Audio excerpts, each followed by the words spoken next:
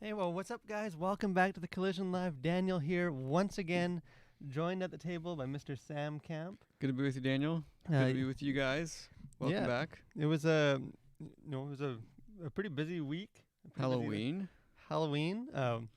We teased last week that we had costumes in the works. We got Uh, photographic we have evidence photographic. of the Mine was more of a shenanigans. delay tactic since we hadn't figured it out yet. But yeah, again, Halloween was a little different than. I don't know if you guys. I saw some people were out there trick or treating. No one came to our house. We just sort of had a party to celebrate, costume party. But again, I don't know if it really felt like a normal. No, definitely did not. I think it was very different than previous Halloweens, as to be expected in the time that we're living in. But that doesn't stop us from dressing up. Yeah, or we just in case we loaded it up on candy. Had no one come to our house, so now we'll be eating candy bars. Eating that Mr. Good bar for the next 3 months. Yeah, we know what our kids will be having sent in their lunch box. But again, we did dress up. Yeah. I don't know. We can throw we do Let's have get some that picture pictures. of Daniel. So here, and his this is family. my family. Some of you guys, if you've been following the Collision, will recognize my wife. She's been in a bunch of the movie reviews. Last for the first season of the Mandalorian, she did those with me, kind of the episode breakdown. So my family we went to Oz.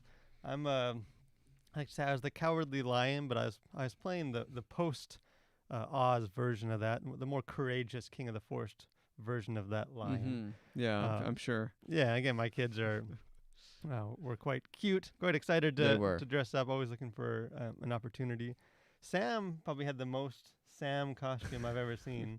Well, it was niche. I'll say that much. Three guesses if you can guess who we went as. But I'll spare you the mystery. We went as I was Sir David Attenborough, and Carrie, my wife, was the shrinking rainforest, and then Claire, our cute little 1-year-old, was a endangered leopard.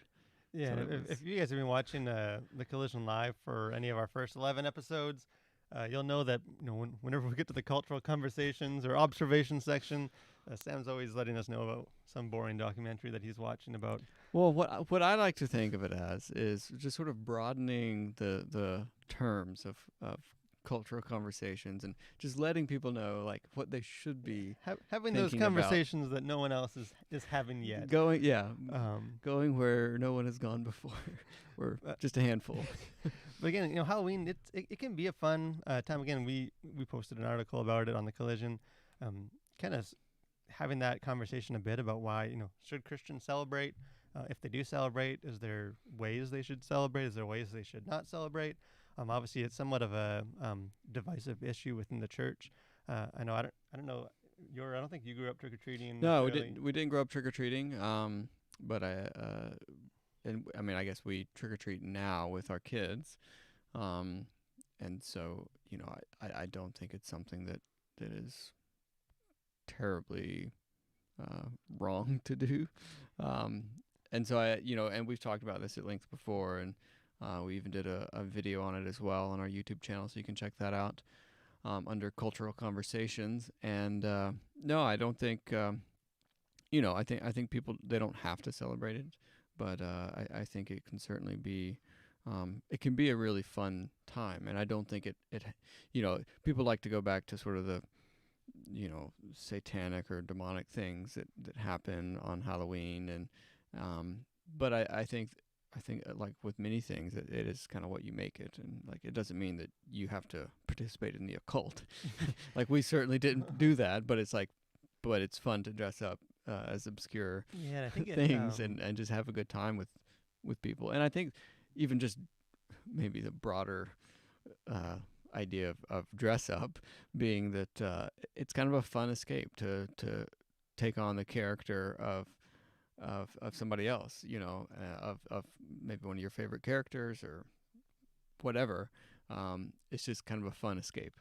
Yeah, and I think, and it kind of leads the first thing we were going to talk about today, kind of piggybacks off of it, because I think, and you just kind of brought it up as far as think sometimes when we, as Christians, when we think about culture and kind of how do we engage, how do we live in culture, how do we be in the world but not of it, as Jesus told his disciples to be, I think sometimes there's a kind of reductionism of making it overly simplistic as far as Yeah. it's a yes, no, you celebrate, you don't celebrate. We've had conversations on our YouTube channel about in our the Collision website is, do you watch an R-rated movie? Do you not watch it? Kind of a very black or white yes or no issue, and I think the kind of the more valuable conversations come more in the middle ground of Yeah. like if kind of how do you celebrate? If you do celebrate, if you do this, how do you navigate it? Kind of in some of the more gray area. I think it kind of obviously in honor of spooky season, in honor of Halloween. I thought we could just sort of talk about horror movies. I think in a lot of ways, horror movies, that genre gets the Halloween treatment as far as Yeah. it's kind of excluded a lot. It's frowned upon more than I think a lot of other movie genres within the church, within the Christian community. People are just, even if they don't necessarily have a strong opinion about it, they're just not sure. People don't Yeah. really know what to do with it. Or maybe even like how to think about it, because I think it's the easy thing is to sort of stamp things one way or the other and just say, oh yeah, well that's that's excluded or that's included, rather than to think about, well, can you have a more nuanced approach to things than just like good, bad. Yeah, rom-com good, horror movies bad, action movies mostly good. Okay. As long as they're superheroes, so you can have these conversations. I guess maybe just throw the ball into your court. Oh boy. What do you think? Should Christian? What's sort of the first steps as far as Always, definitely, yes. in all things? Yes.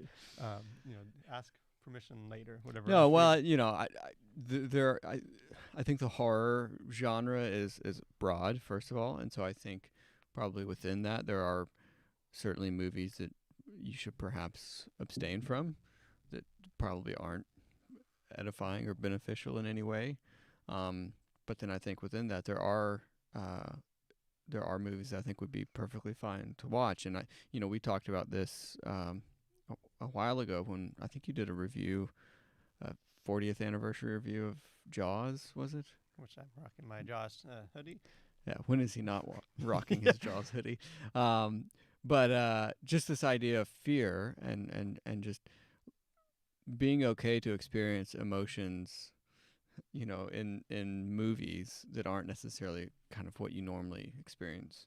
And so tapping into just your innate sense of fear, I think is a good thing to do from time to time, because quite frankly, there aren't a lot of times, I feel like in generally speaking in today's society, to be afraid. Like you're not living on the plains of, Texas and trying to, raise a family off the land or something, and like you just have like, wildcats and all kinds of perils coming after you. So we're not in that sort of environment, and so I think for a lot of people the emotion of fear isn't part of your everyday, and so I think it can be good to experience fear, and it's a different experience than just sort of your heroic action movie or comedy. I think that's like you just said, as far as it is a broad genre. So what if you were just asked, think of a horror movie, what kind of comes to mind for you? Like what? Well, I think horror generally, I think of like a slasher film. Yeah, like I think like even it's on just the thumbnail of grotesque. this video, we have like Friday the 13th. Yeah. And again, let us know if you guys have a different opinion on that. But I feel like that's what most people think of, sort of that, like you watch it on Halloween at night and it's just blood and gore and some, very kind of gratuitous. And but again, horror movies are broad. Like Jaws, which is my favorite movie of all time, is considered a horror movie. There's Alien. I think you could Alien. Another one of my favorites is kind of similar in that way. Obviously there's the horror movies that are where the fear comes from, like the very occult, dark, spiritual stuff, and like the exorcism. There's horror movies that are just sort of slasher, kind of more gross you out than scare you. But again, there's horror movies that are just a slow burn. More you don't know what's going to thriller, happen, and it's kind of psychological. Yeah. So I think part of it is kind of acknowledging that, within any kind of film genre, there's a wide variety. Christians see action movies. Well, The Avengers is an action movie. It's probably a safe one for Christians. But there are very gory, very gratuitous, just kind of gross action movies that we probably shouldn't. But both those fall under the same umbrella for what Christians should or maybe should not do. And I think there is no, like when the Bible, it tells us to be in the world but not of it, but it doesn't necessarily give the specifics as far as, and how you do that is you don't do this, you do, obviously there's some, don't murder, don't commit adultery, that kind of stuff. But as far as this sort of like entertainment and stuff, there's not, you can't just find the proof text of like, thou shalt not watch horror movies, or thou will lose. And the verse that there's several verses, but the one that I kind of go back to is sort of the best, this guiding principle for Christians when it comes to asking these sort of questions is Matthew 10:16, where Jesus says, he's talking about sending his disciples out into the world. Says, "Behold, I am sending you out as sheep in the midst of wolves. So be wise as serpents and innocent as doves." And I think those two kind of guiding principles are the ones that, especially with the collision, we've come back to a lot of as far as, there is that sense of kind of purity and holiness that we need to protect. We need to not expose ourselves to things that tarnish that calling for holiness or compromise it, cause us to see things or kind of experience things that go against what God's called us to. But then it also be wise, be intentional. There's not just 100% this, 100% no. The other way. It's kind of as you navigate, as you come to each one of these films, ask those questions: is this wise? Is it harmful? Does it kind of cause me to compromise? What do you think? Is there any? How would you? Yeah. Well, I mean, I think it requires some discernment, and so I don't think there really is any sort of broad stroke that you can paint as far as advice goes. It just, be wise, be discerning. Don't rule out an entire genre just because the extremes of that genre, So I think, just to be discerning in your choices. But don't. I mean, I think it's easy to just sort of rule out a whole class of or a whole genre of film or TV shows or whatever, just because that there are some that aren't good to watch or that you shouldn't watch. And so I think you can do that. I mean, that's certainly one approach. But I think a bit more thoughtful approach would be to just be discerning on a sort of a film by film basis. Yeah, I think there is, which isn't, that's not helpful necessarily. It's not necessarily, if you're looking for some real, 5 steps to, but I do think, be wise, be kind of be innocent, be shrewd as a serpent. And I think there is, the Bible is very clear about there is liberty in a lot of these issues. I know neither of us are necessarily, even though I love Jaws, we're not horror buffs by any means. No. The slasher kind of movies. A good psychological thriller, though. Yeah, is always good. Some of that kind of stuff, which in Jaws to me is almost more of an adventure film than a horror movie. Yeah. Like the slasher, the real gory ones, I find hard justifying as a Christian. What a value to get from that, or if the payoff is worth it. But I do think there is liberty to, I think people that are Christian horror buffs have, expressed, or when I've talked to them, saying people write them off, almost call into question their salvation because of the movie choices. I think that's probably more dangerous than anything in the films. But I do think there's liberty. Like you said, I think there is value in certain horror films to kind of make us feel different ways, explore some of the darker spiritual stuff that we generally avoid as we go throughout our life. But one thing that people don't avoid and haven't been avoiding. How's that for a segue? Is The Mandalorian on Disney Plus. Again, this is one of the biggest things going right now. Obviously, Star Wars. In some ways, Star Wars has always been a juggernaut ever since it came out and set all the records. And but kind of with the sequels, things have been wavering a bit. Kind of enthusiasm hasn't been there as much. People were turned off, by The Last Jedi, and then to maybe a lesser degree, The Rise of Skywalker, and kind of some of that, like Money in the Bank. You just put Star Wars on it, people are gonna love it, flock to it. Right. It's showing it is a little more vulnerable, but The Mandalorian seems to have been striking all the right notes. Definitely. People that you don't find a lot of people. There's people that say, "Hey, it's not for me. I don't really enjoy it." But you don't find a lot of people that are like just think it's terrible.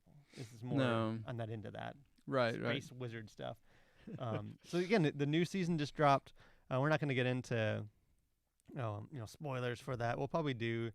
We're still talking about how we're going to review The Mandalorian. Last season we did episode by episode, just because of our schedule. I don't think we can do that this time, but we might do like maybe at the midway point. At the midway point, maybe if some big events, kind of big episodes happen, maybe we'll do a live stream or something and just sort of talk about some of it in more broad terms. But again, the first episode was pretty awesome. Yeah, it was good. It didn't disappoint. Yeah.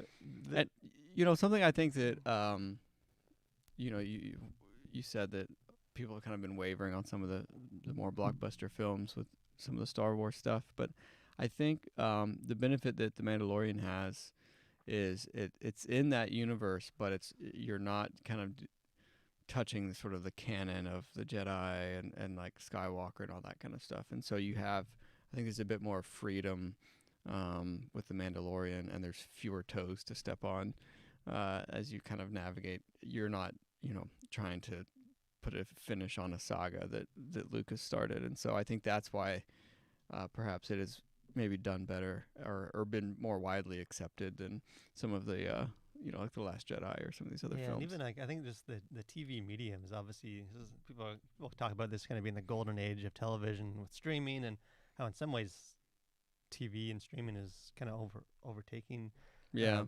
cinema. And I think just having those short episodes kind of lets you, hey, let's go explore this for 40 minutes. Let's go do this. And you can touch a lot of different things. If an episode isn't as good, like there were some kind of duds in the first season, but it's like, hey, well, it's 35 minutes. Next episode might be better. They were better.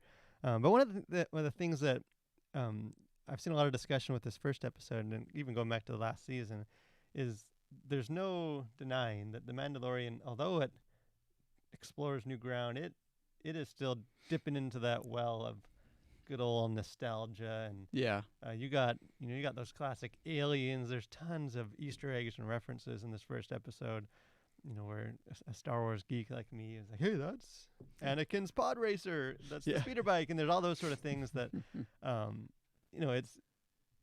it's playing on it's that. It's heavy on nostalgia. And some people give that a hard time. They kind of write it off for that. People did that for the movies, but so it kind of got me just wondering, as far as nostalgia, as a Christian and just as a person, what is the power of nostalgia? Is it a good thing? Because I think if you just look kind of more broadly at our culture, we're living in a very nostalgia obsessed kind of driven. Every week there's a new reboot of some old show that you grew up with. There's the video games, retro gaming is huge right now.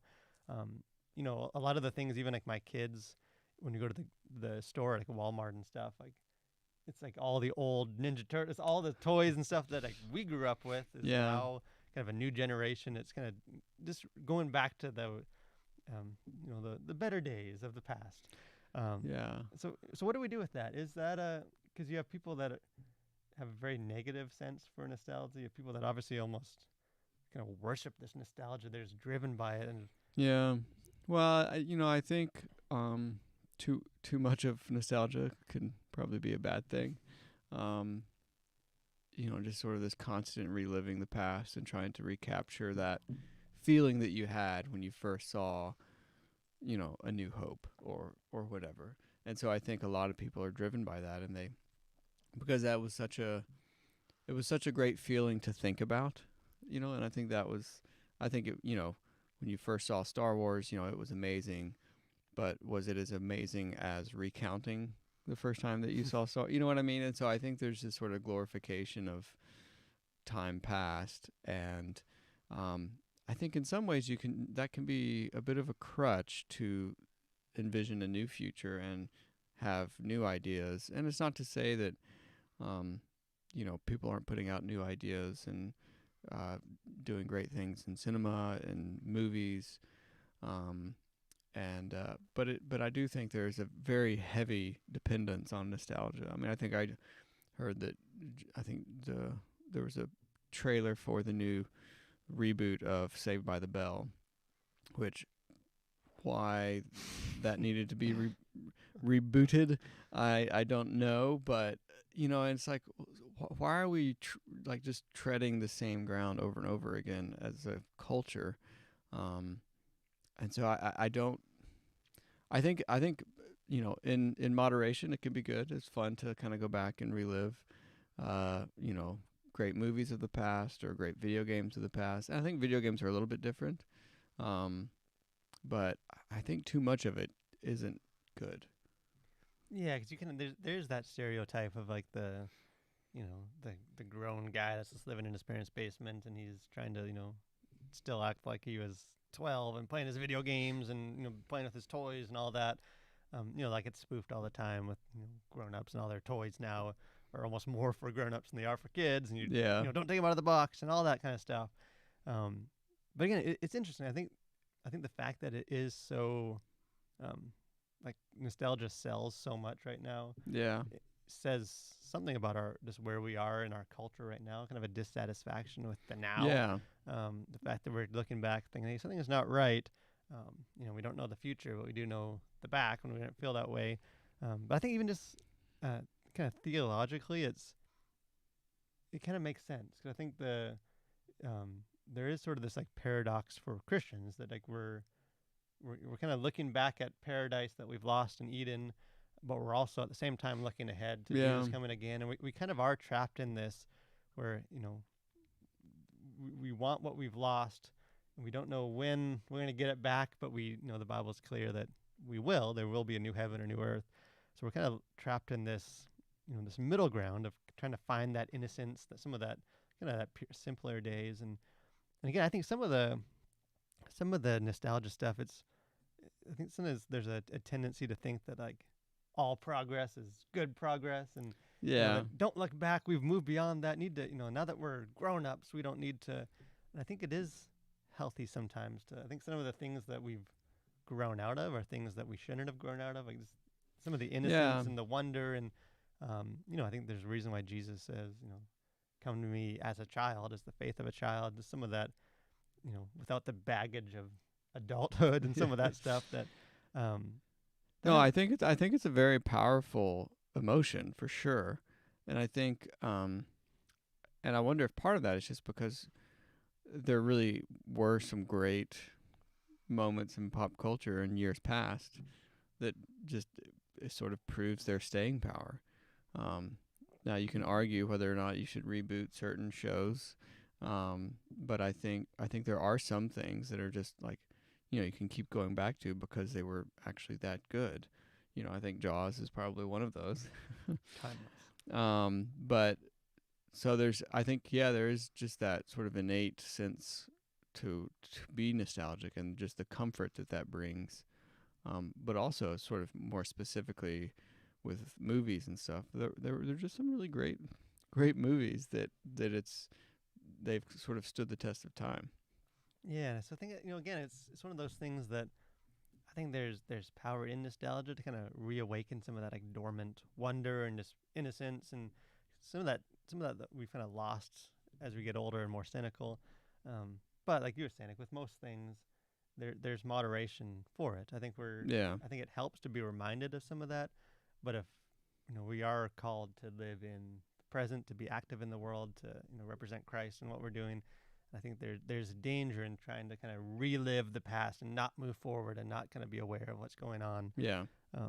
And again, a lot of the stuff, the reboots and stuff, at this point, it's a cash grab. It's I mean, people know this. Well, we'll throw this out. It's not nostalgia sells, and that's what people are going to be selling for a while. Yeah, and I think that's even like to bring it full circle, like the Mandalorian. You can tell this is a show made with love of Star Wars. The original. It's not trying to deceive you or trick you or manipulate your emotions. Like this is people that love Star Wars making Star Wars.